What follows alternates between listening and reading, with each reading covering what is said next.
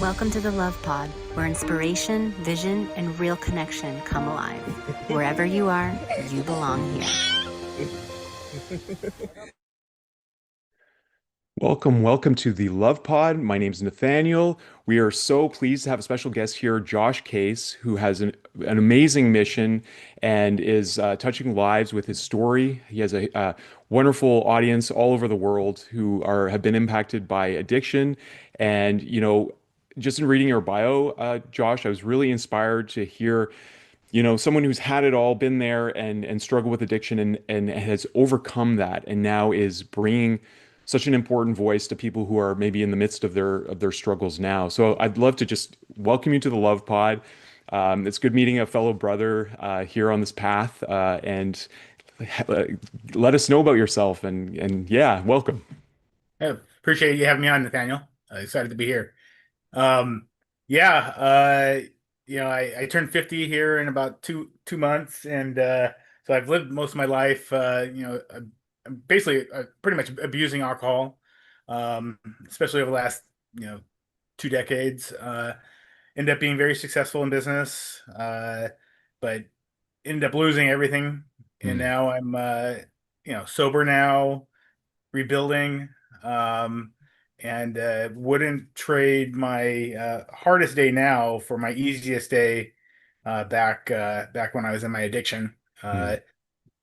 I didn't know what I was missing out on because I was an alcoholic, and now that I'm out of that, I look back and just a lot of wasted years. Hmm. So and a lot of people tried to help me get out of that over the years, and eventually it worked. And yeah, kind of part of my purpose now is to help others if I can.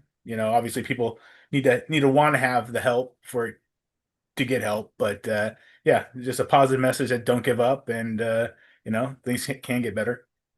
Yeah, it's such an important thing. I understand it's Sober.Buzz is the name of your organization, right?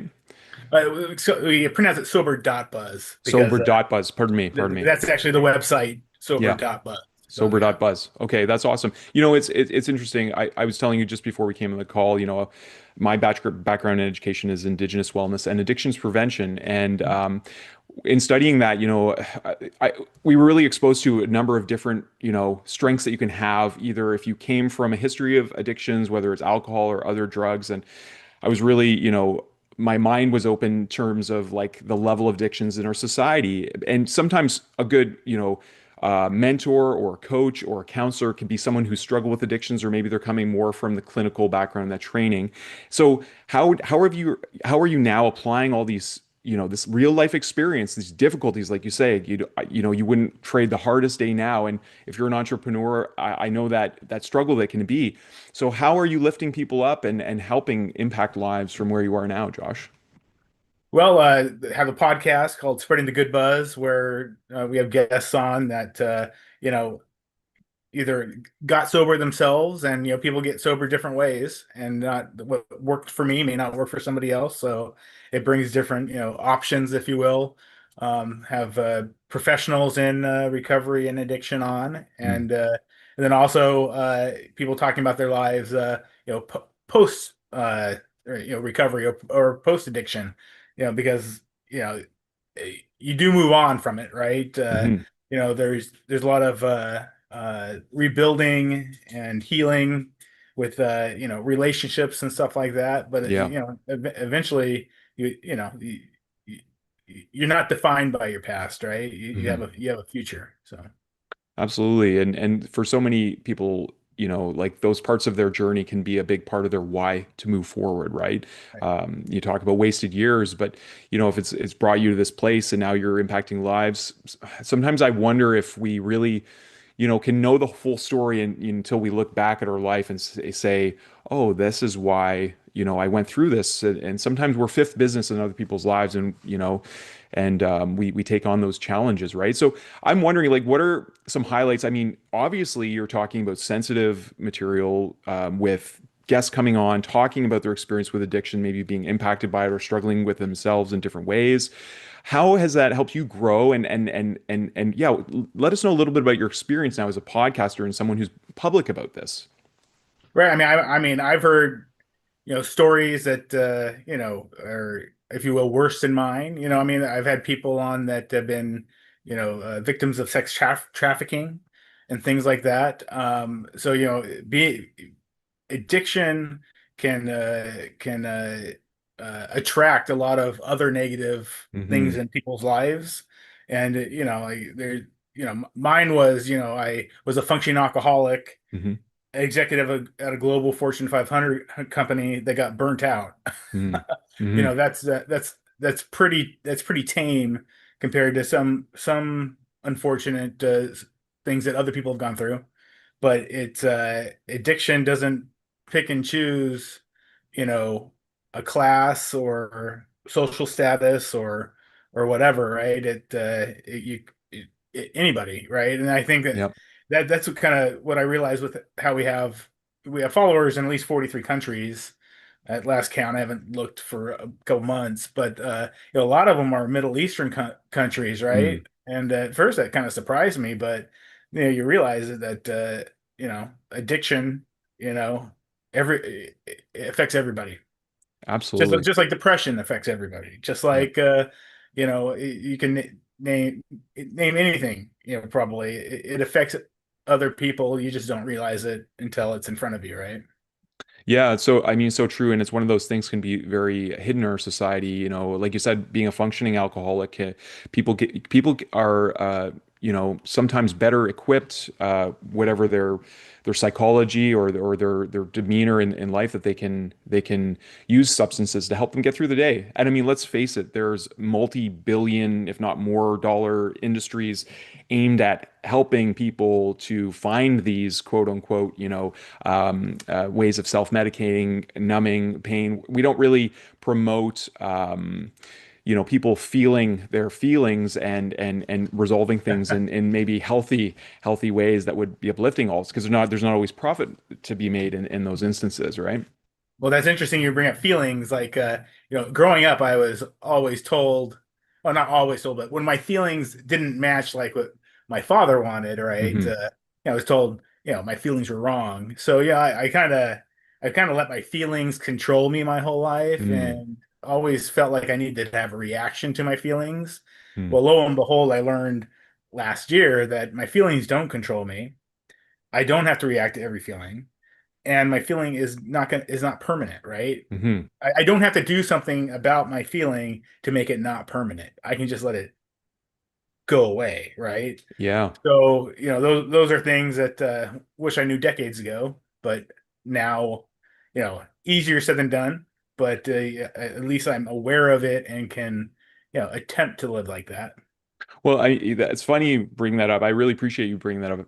To me, that's a big part of mastery, right? When someone Mhm. recognizes that our feelings are really a gauge of usually how we're thinking, and I know, I part of what I had to do in my diploma is go to different AA meetings, sobriety meetings, and I mean, obviously I've been around, but Yeah. there's that term stinking thinking, right? And if people are thinking really thoughts that in cyclical natures that make them feel bad, well, it's a natural thing to want to alleviate that pain. So either through numbing or some other, either a stimulant or a depressant to kind of, change the focus. But what you're saying here is really just holding space, being present with something, noticing it, being aware, and like Buddha says, everything is transient, nothing is permanent. It'll eventually change. What now that you bring that up, I mean, that to me has like a lot of reminiscence of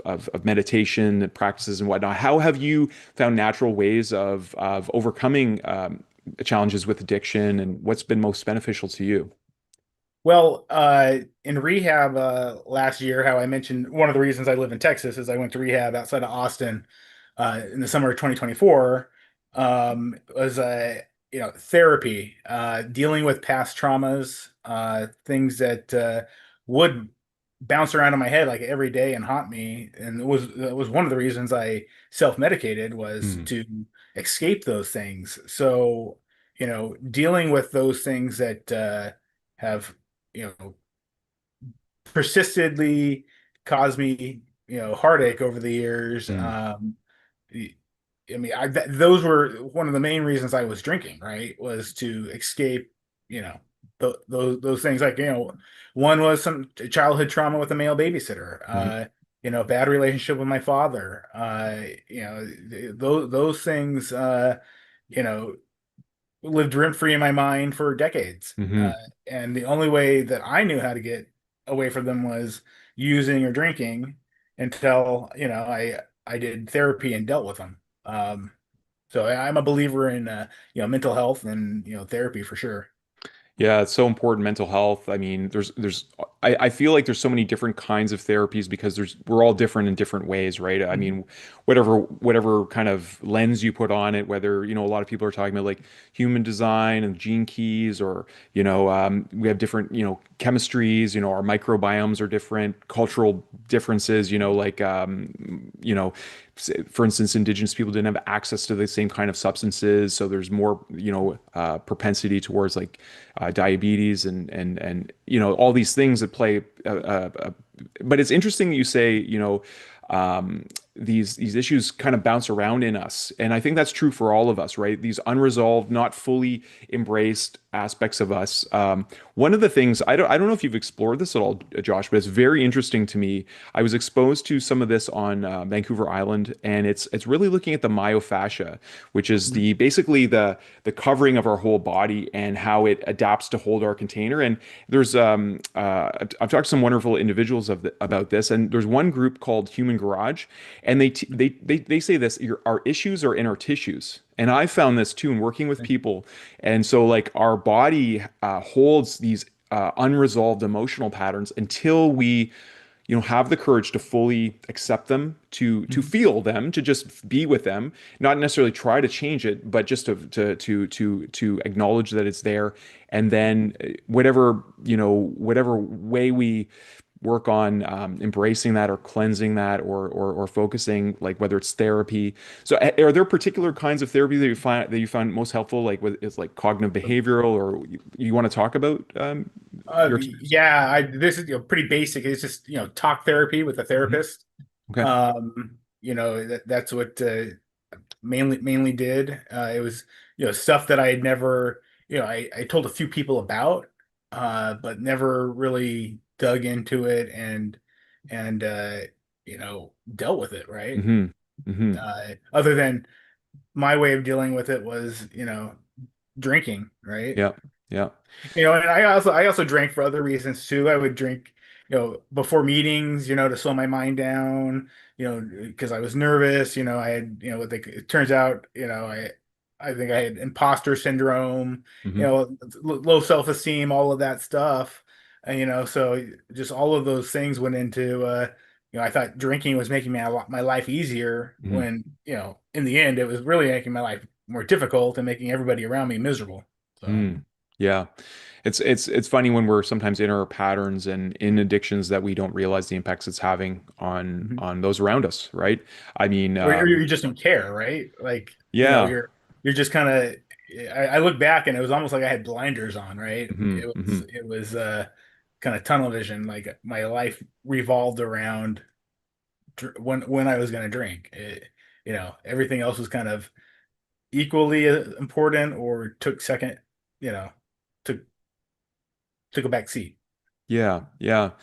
I've done some work. I did a really powerful retreat with the Mankind Project, Mhm. and I've noticed this pattern in a lot of brothers. That a lot of us, and myself included, we grew up in households where our emotions weren't really allowed to be expressed, so we found ways of maybe suppressing or bypassing them.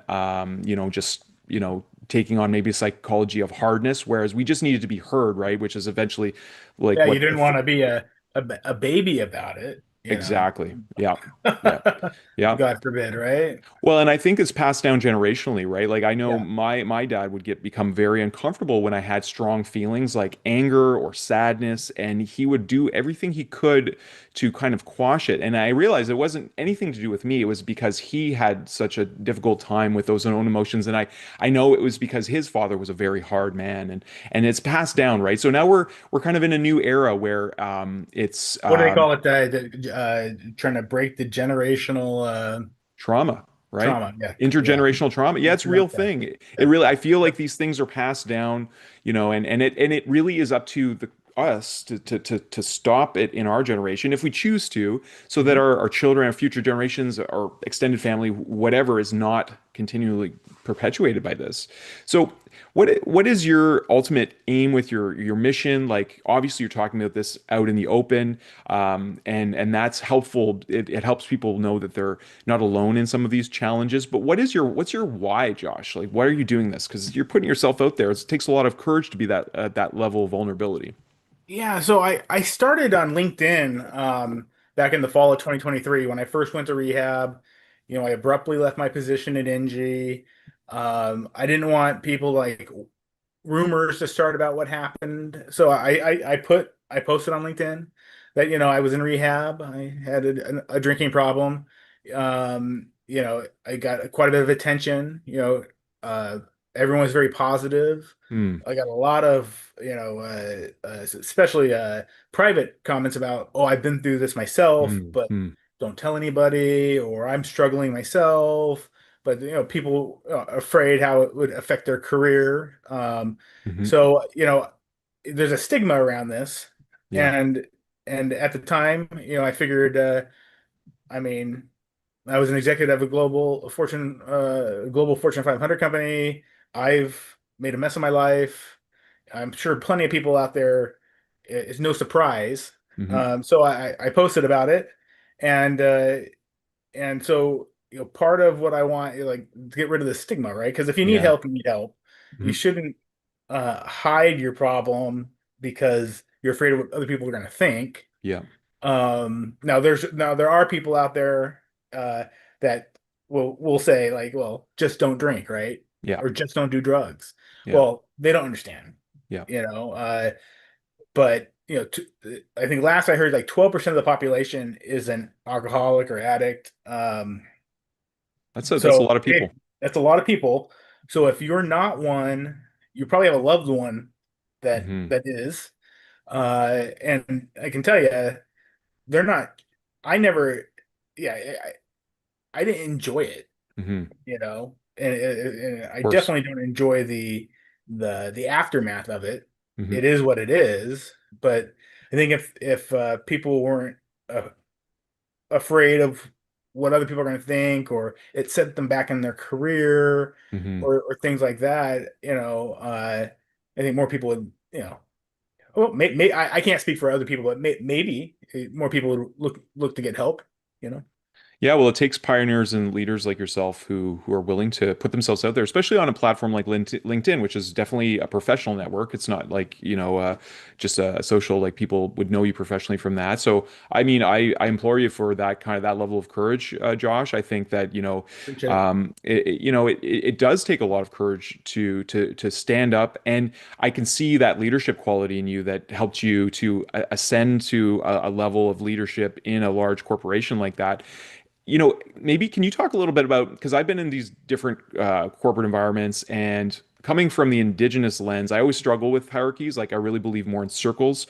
I love Mhm. sitting in circles when you have an elder next to you and they're not pretending to be any level above you. Like, they're in it. They're just, Right. they have a different role, and that's not always the case in some of these environments, because what I've noticed is, high achievers who, climb these ladders, they don't always do it in the healthiest ways, and we tend to wear stress as a badge, and like, oh, let me show you stress. So, like, I work 110 hours this week, and Yeah. it tends to be like this, like, this internal competitive thing of, like, kind of just swallow it and keep going. And can you talk a little bit about that environment, and maybe how you would envision ways that we could have more compassion and more humanness in these kind of situations? Yeah. Well, I used to wear this as a badge of honor. One time I traveled 38 out of like 42 days, including two trips to Paris. And one time I didn't even leave the airport after getting back from Paris and flew to Omaha, Nebraska. I used to like almost say like how amazing I am that I was able to do that. Hmm. Uh, no, it killed me. I mean, Hmm. all I was doing was flying somewhere, drinking, until my meeting or meetings, flying somewhere else, Mm, meetings, drinking. Yeah, it's funny how like when you're in it or in the middle of it, like yeah, all these doing all these unhealthy things are a badge of honor, right? But yeah. like I missed a lot of stuff with my kids, Mm, mm, my marriage suffered, I'm divorced, obviously, so like traveling 38 out of 42 days was not in any ways a badge of honor, mm, but you trick yourself like, oh, look at what I've done. I guess mm, it's not. So I know what you're talking about. Like, and like I'm starting to get back into things now. Like I've been doing some consulting, and like I'm never gonna do anything like that again. mm. Like I it just it just it, a completely different perspective on like what is doable, what is healthy, things like that. What's Yeah. worth it, what's not worth it. Sounds like you have a whole other level of self-awareness and some real life wisdom that comes with going through some of these challenges. And so I'm curious because our target audience generally is because we are an education association, and part of that is the root word of education is to educe. It means to draw or bring out what is within. It has nothing to do with these institutions that focus on pushing so much knowledge and creating. I mean, I think this is where we learn personally, where we learn the stress badges. I know I struggle with this in school. We're valued by our level of output and what we can achieve, and we're graded based on that. And a lot of our values and self-esteem can be reflective of that. So, for our conscious parents and educators listening, Josh, and entrepreneurs is another area that we focus on. Especially Julian are in the midst of this, and we know some of the stresses that it can have on families and things. What are some messages now that you bring into these roles that you're cultivating now that you'd like to share with folks listening? Sure. Yeah, like boundaries. I learned about boundaries uh in when I went to rehab back in 2024. Mm, It's okay to say no. Part of my problem was I was codependent, like mm. really bad. Like I got this book called Codependent No More given to me Yep. in rehab, Beady, and right? it's like, yeah, right. Yeah. And I'm like, this woman wrote about me. Like, how Yeah. did she know me so well?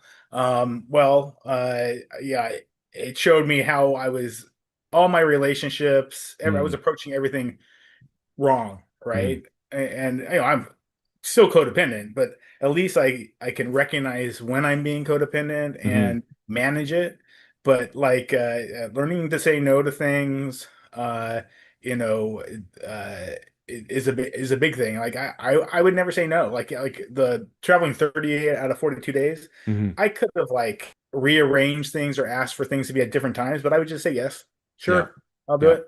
You know, so boundaries, whether it's in business or in relationships, um, a big deal. And I would encourage everyone to read the book Codependent No More Yeah. because I'm not going to point fingers at anybody, but I'm going to assume being codependent affects a lot of people. And Well, whether yourself or like the people you're in relationships with, because now yeah. I can spot it too, right? Yeah. Like, well, maybe this is not healthy, from Right. coming from the other side too. So it's yeah, it's helped me a lot.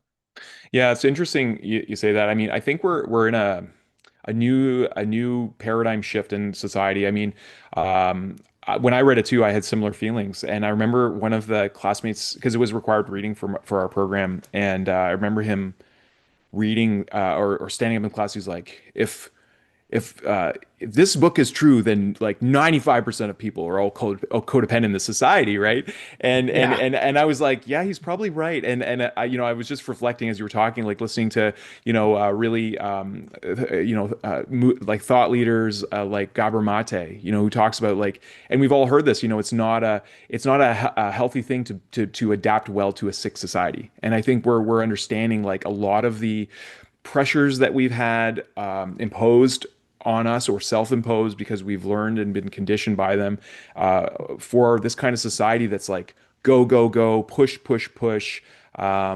Not a lot of self-compassion, self-love. It's not taught to us, right? We're really conditioned to be in a different kind of relationship with ourselves. And in a lot of families, I think these problems with addictions, in one case or another, it doesn't just have to be substances. It can be Right. television watching. It can be, food is a big one, I think. It's something Sure. that my wife and I talk a lot about because, especially here in North America, our food, there's a lot of food-like substances and there's a lot of, toxins that maybe make us feel bad, but they make us want to have more. Right.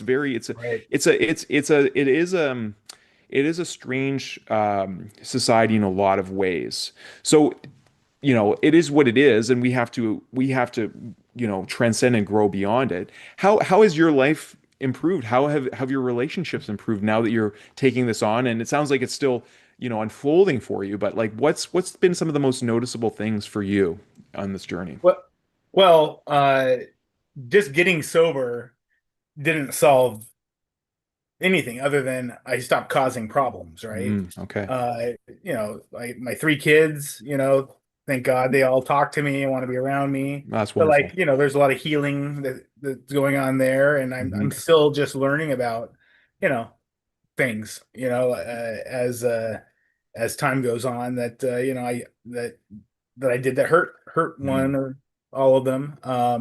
So it's realizing that getting sober, yeah, everyone's happy about that, but like it doesn't erase, you know, things that happened. I Yeah. still need to like one thing that it actually has been great for my self-esteem is being able to take ownership of mistakes I made and not Hmm. blame somebody else or Yeah. say, well, I did that because of this.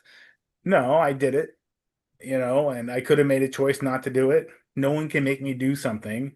But like, I always blame, pointing fingers at somebody else for stupid Hmm. things I did or Hmm. said. And when it comes down to it, nobody ever made me do anything I didn't choose to do myself. Hmm. So it's been I guess g- good for me, uh, Yeah. accepting responsibility. It's kind of essential, and I think that's another statement of mastery, right? Like when we fully realize that we're 100% responsible for our Mhm. thoughts, our feelings, our actions, and all those things, and we can make change. I mean, that is a huge leap, and a lot of people who are maybe in the midst of addiction, and are not seeing that, or maybe not even willing to see it at this point. That can be the fact that you've gone through it and come out the other side, relate to them. That's huge. Is also another, to me, it's an expansion on what you were talking about, boundaries. I think a lot about boundaries. We have a little 20-month young little girl, and she is so active and curious, and Yeah, she's been singing a lot lately. She wants to climb everything. She's one of those really like physically inclined children who just always on the move, always on the go. got it. And Julie and I talk a lot about the importance of boundaries because we don't we our parental paradigm is that we need to give her healthy boundaries, and we need to tell her lovingly when we say no, not harshly, Right, but to explain to her so she can comprehend. Because without boundaries, if a child doesn't have proper boundaries, there's just chaos. right, And it's kind of counterintuitive, right? You think that boundaries are about rules and kind of constraint, but if you don't know where your box is, you can't be like organized and creative within it. When there's no right, boundaries, it's like you're always looking for them because your safety is in having some kind of boundaries, including the boundaries we set within ourselves, right? Like our code of conduct and our standards, essentially, what we'll tolerate with one another. So I'm curious with you. mhm. You're obviously are you working like is your podcast the way that you're serving? Are you helping people one on one in any kind of coaching capacities? You're doing consulting work, so you're obviously helping organizations as part of your intention to go and change corporate environments and help with some of this awareness piece. Like, what is your intention in what you're doing? Well, so the consulting I've been doing is like in the energy industry. That's what I Okay. did previously. I developed renewable energy projects and storage projects. Large scale out the ones out in the middle of nowhere that Okay. power hundreds of thousands of homes. Okay. So my consulting I've been doing recently is been in that industry. The bringing in awareness to this with corporations and things like that. Yeah, that's an interesting thought. I wouldn't be against that, but yeah, I think that would probably be a good thing, right? Have any organization understand that most likely you've got employees that are struggling, or Hmm. employees with family members that are struggling, and to bring awareness to that. So I would yeah, encourage you really if this is a passion of yours, because I mean, I think one thing I've learned in my career and vocation as I've grown is really important to not compartmentalize yourself. And I think so many of us go into these roles. It's like, okay, I'm the CEO in this role, or I'm this, I wear this hat. And then you kind of put the rest of yourself, and then you get home at night, you're like, okay, I can do it, and I'll crack a beer or whatever. And you right. just kind of like, you take on different faces. And we all have aspects of ourselves, but when we bring our whole self and we show up fully, I would imagine this is such an important area for every corporation, every business out there, because mental health, addictions problems, that leads to losses in revenues. People don't show up. Sure. It's days that are lost. And so if these conversation if these supports and this compassion isn't built in, and people don't know that they don't have an outlet they can go. So I would encourage you to check it. I know here where I was working at a college, like there was a large focus on like mental health. I was part of a committee that helped establish psychological health in the workplace, and Yeah. that was seen as the next big like uh, super important initiative because mental health now people are talking about it. Like we even had like a button campaign. We helped like people could wear it sounds a little odd maybe, and it's not appropriate for every work situation, but people would wear a pin if they weren't feeling themselves, if they were just down, because we Okay. all have days, so it Yeah. kind of made it more like really, Yeah. like that compassion you felt with LinkedIn. So yeah, Yeah. I'd say, man, with your passion and your high level expertise in some of these areas, those are worlds that could certainly be married as a consultant. Yeah, no, that's yeah, and that's something that be very interested in doing. It's obvious that the business world, at least my circles, know my struggles and know what I'm doing with sober. I've got like 22,000 followers on LinkedIn, so It's amazing. yeah, yeah, that's something to think about how to tie that all together.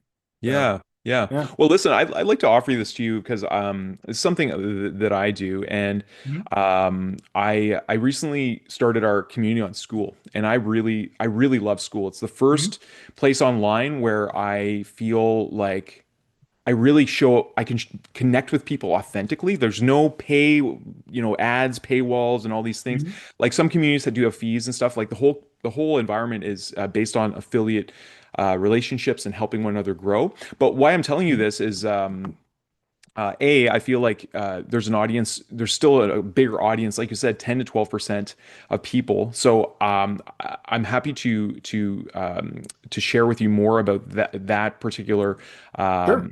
platform, because it's been Yeah. the first time I've been online where actually, other than doing podcasts, where I feel like, oh, I feel uplifted after getting off my device. I don't feel like I was on like doom scrolling for like on Instagram. I deleted all that stuff off my phone, right? I actually feel like I'm having real conversations with people.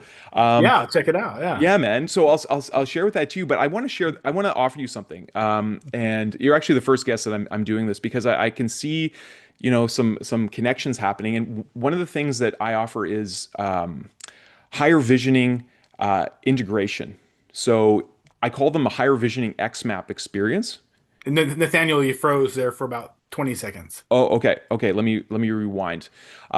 So one of the things that I've been cultivating for many, Mhm. many years now, and working is I do higher vision integration sessions. I call them X maps, but like in helping connect with our higher vision. Not everyone has a higher vision for the life. There's ways that you can actually integrate it in physiologically. So you embody that higher vision and creating a map experience where you help see the greater picture of what you're doing. Maybe I'm not articulating really that clearly right now, but basically, it's a way that I can hold space. Like my background is more in ceremony, as a firekeeper, for example, like in a sweat lodge. Like help build the fire, hold the fire, and people in the sweat lodge go through these process. And part of what I do in this work is help hold the space so people can connect with that higher vision and bring it more into their physiology.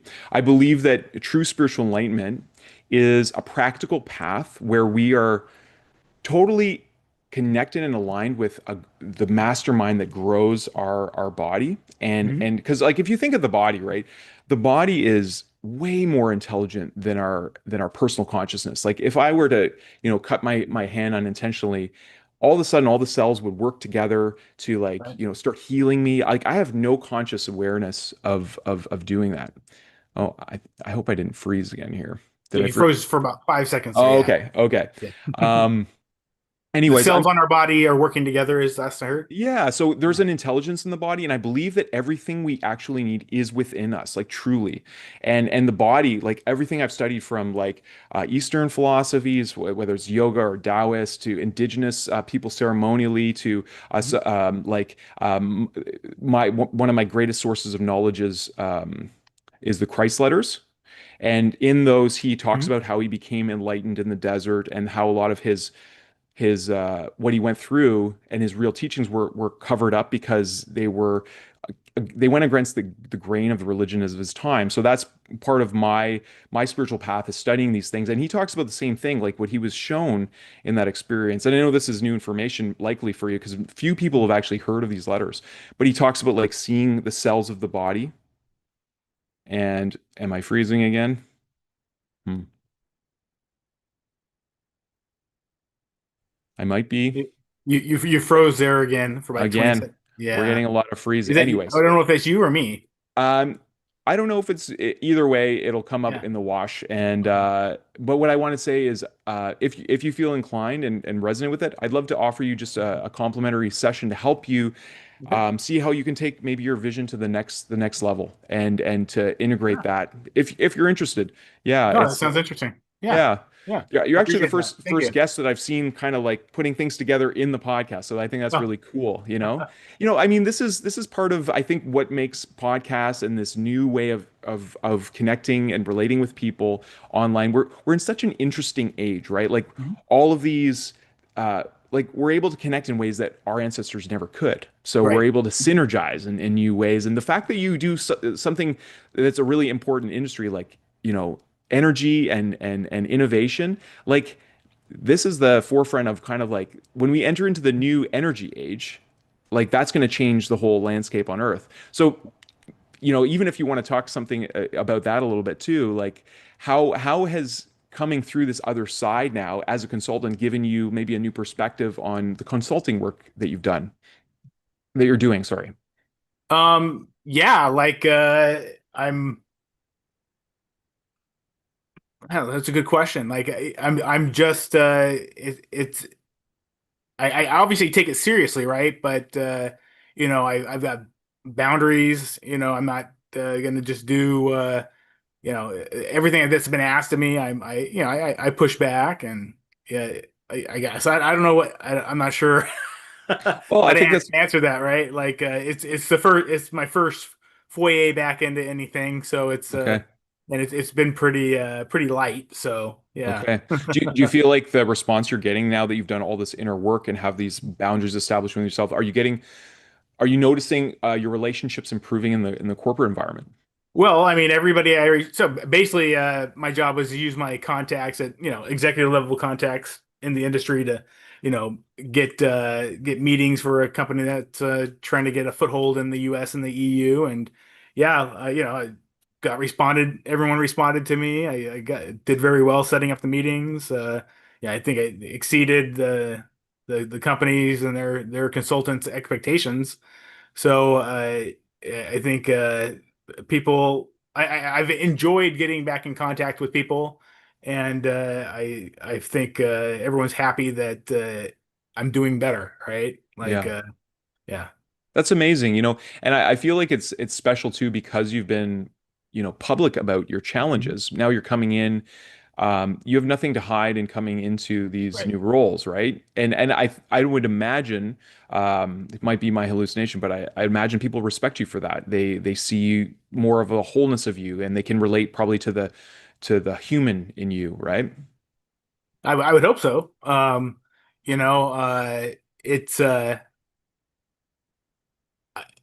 I like I said, I've been I started doing this because I know there's a stigma behind it, Hmm. and I would hope that I'm sober, and obviously I need to stay sober. It's not like a final destination; it's a journey. But Yeah. if I stay sober, do put out a good work product, if you will,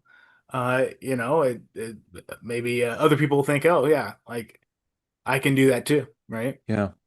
So or for or from people that have the stick or believe in the stigma, or like mm, uh oh wait, this guy, he's an alcoholic, that's a problem. mhm. Or maybe hey, we can give somebody a second chance, right? Yeah, yeah, increasing their awareness and Yeah. also their ability to have more compassion to be able to relate to you. Well, in the past, I think so many of these things were really swept under the rug, kept in the dark. So, Yeah. families would hide, secrets like don't tell anyone Uncle Johnny has a problem there, and Right. I would think to mine, I think was it To Kill a Mockingbird, that what was the character's name? Anyways, it's been part of our social conditioning of the past to not talk about these things. And Well, I have an interesting little antidote there. yeah. So my grandfather on my father's side, yeah, I think was an alcoholic. They had a bar in their house. He Mm. drank, four or five vodka, with no, what would he say to my grandma? Vodka on the rocks with no garbage every night. Okay. So no olives, no anything, just ice and vodka.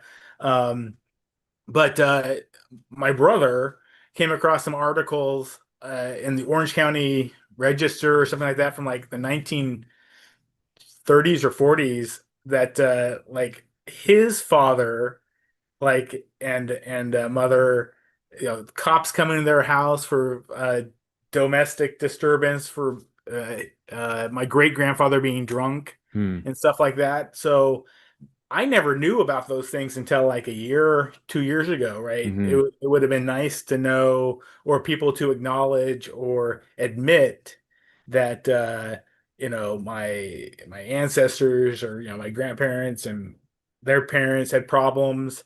It turns out that my dad's second cousin died of alcoholism. Okay. So that's running in the family. Yeah. So it would, and I just found that out a few months ago, because Hmm. his sister reached out to me and said, like, this Sober.Buzz stuff that I'm doing, maybe could have helped her brother. Like, so I know it's running in my family. Yeah. It's documented in a newspaper, Yeah. and it'd Yeah. been nice to know. I don't know if things would have ended up differently for me, but Yeah. at least I would have, had some more information. Mm, totally. Totally. Yeah, I just wanted to remind you it's Sober.Buzz there, Josh. Yeah, Sober, just, yeah, Sober.Buzz. Yeah, yeah. See, yeah. even I make the mistake too, right? Yeah. Oh, that's awesome. I'm just poking at you, brother. As soon as I said that, I thought to myself, "Oh, I didn't even say it right." Yeah, So, that's funny. That's good funny. catch. I think one of the things with alcohol in particular is such a socially encouraged substance in a lot of way. Yeah.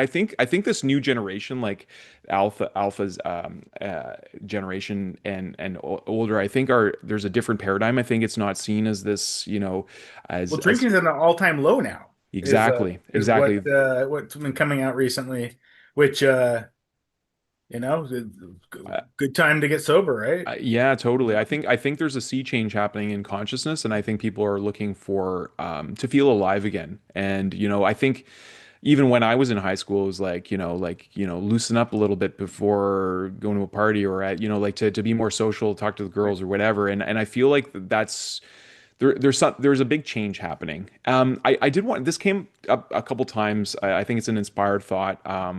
And I'm wondering, have you heard of family constellations, Josh?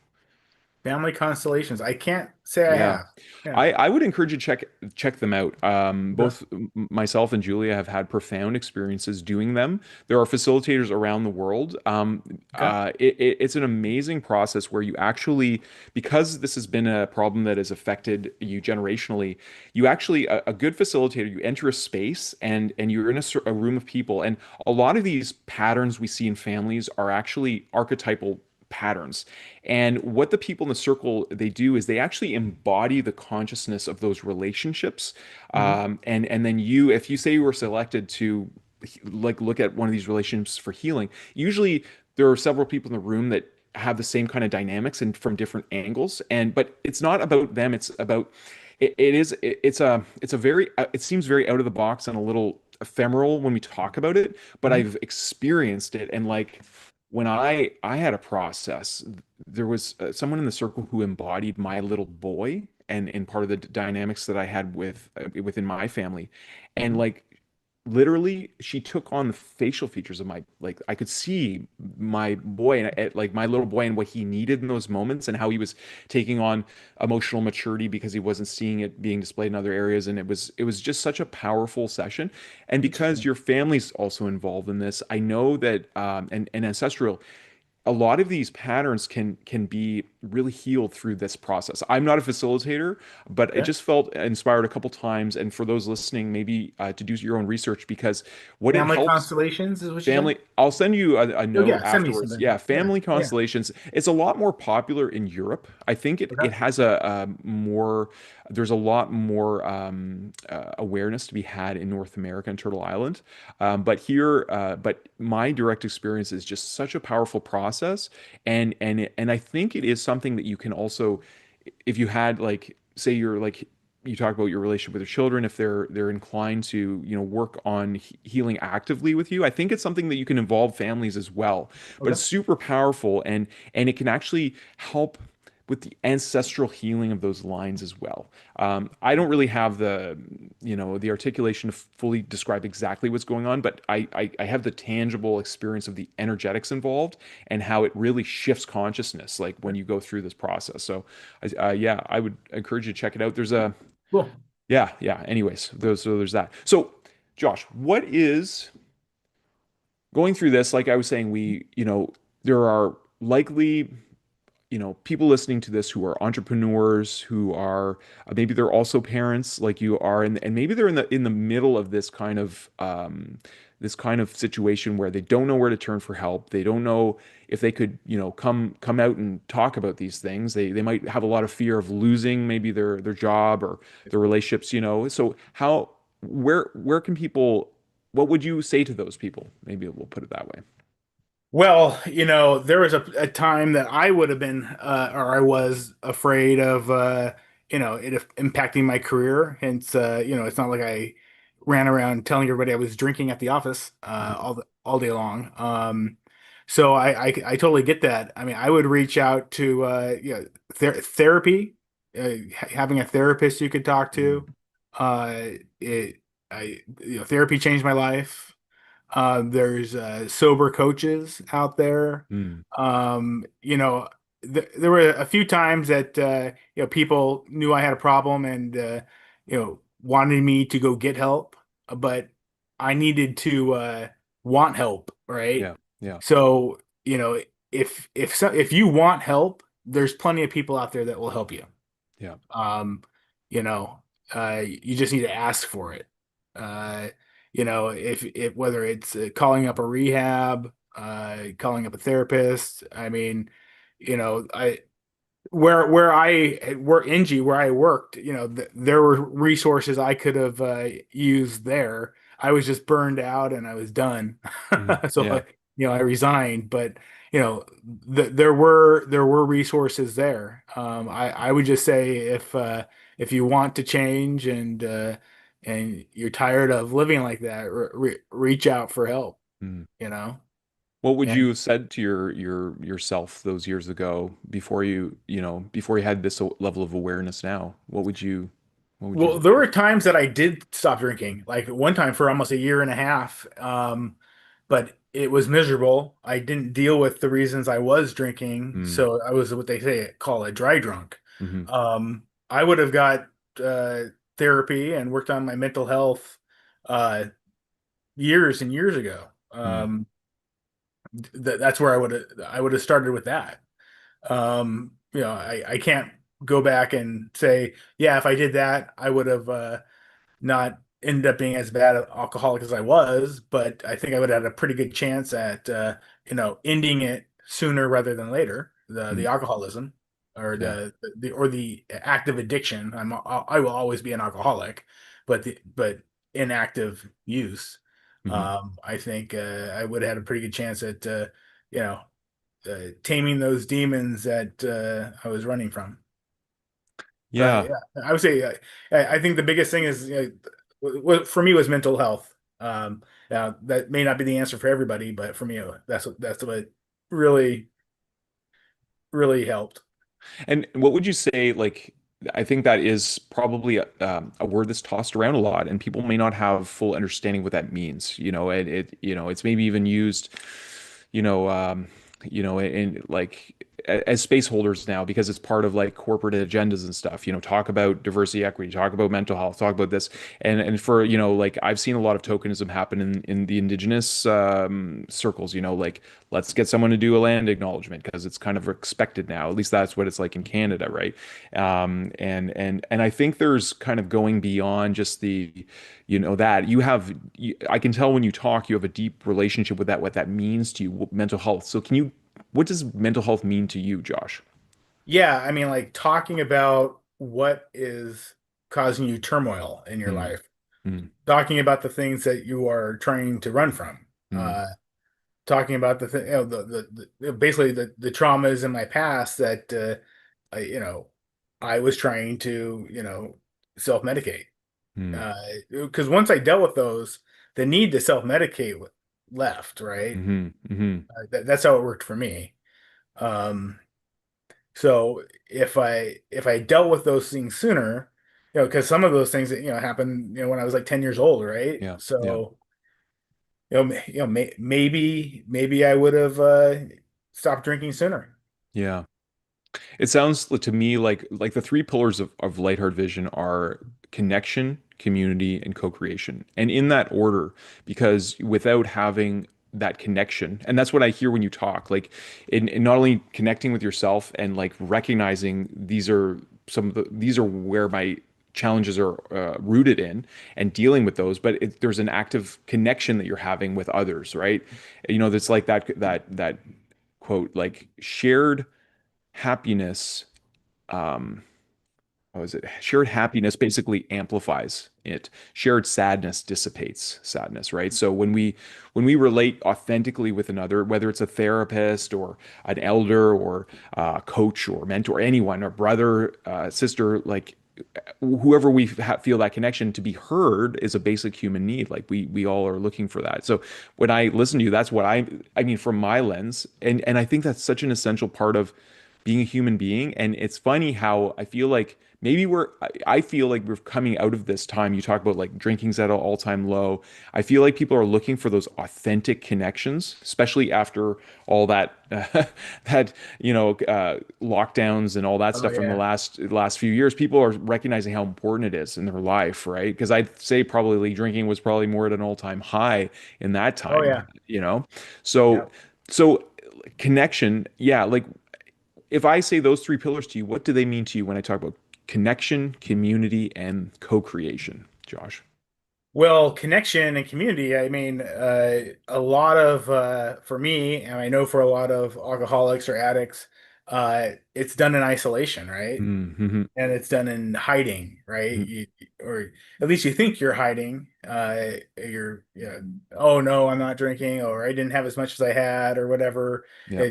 It's hiding and well, deceit, right? You're not being Mm. honest. Yeah. Uh, so it, it uh, it's the exact opposite. Like there's a saying, like your recovery is you're around people, it's community. Addiction is isolation. Mm-hmm. Mm-hmm. Um, Yeah, they used to say denial is not a river in River. Egypt. Yeah, right. Right. They don't, they still, I'm sure people still say that a lot. But yeah, well, I appreciate you, again, the level of courage and also, bringing this into the corporate world. I think it's less often that we, um, when people are coming from like that level of career vocation, and are more capable of kind of shouldering these things because they have those skills, mentally and psychologically. For you to have the courage to be a beacon, I think it really must resonate with a lot of people who struggle with that, because I know the high pressure of those roles must cause a lot of people to look to not only alcohol and even off counter substances to self medicate, but pharmaceutical drugs, to stay focused and all these things. And I know there's a big awareness of painkillers being a hugely addictive problem in our society as well. So I'd imagine but in you shining your light, you're really helping people to find that self honesty much more readily and easily, so that they can have the courage also just to maybe ask a friend or seek that help themselves. So thank you for that. You're making the world a brighter Appreciate that. place. Yeah, I appreciate you, brother. Thank you. Um, if you had a megaphone to share a message to the whole world and everyone could hear your voice, what would you say, Josh? Well, until I went to rehab last summer in 2024, and did worked on my mental health and got a therapist and read Codependent No More, and all that stuff. I never thought was gonna be sober. I never thought I was gonna be sober for the rest of my life. Mm, Um, I believe that now. Um, you know, I take it one day at a time. Anything could happen, right? But uh just don't give up hope, right? mm, I didn't enjoy being an alcoholic, that my world revolved around me drinking or when I was going to drink. I didn't enjoy that, but I didn't know any other way. mm, And like, of course, there were times I tried to be sober. There people tried to help me, but I never saw it as a real a real alternative. But now I'm sitting here and I'm sober, been sober for about a year and a half. And so I would say don't give up hope. that's Um, that's awesome, you man. I know, I really appreciate that message, and also congratulations on your sobriety. So Appreciate it. Sober.Buzz, that's where people Sober.Buzz. not Yeah. buzz. I got it. I got Yep. it. So Sober.Buzz. Yes. yeah. See? So how else can people connect with you? Obviously, you're on LinkedIn as well. What are some ways? And we will share all of that contact information within the YouTube after the live stream is done as well. Josh. Yeah, LinkedIn, just Josh Case. My email, jc@joshcase.com. Instagram and Facebook. My personal is jcase31, and then at Sober.Buzz token, Okay. for the Sober.Buzz stuff.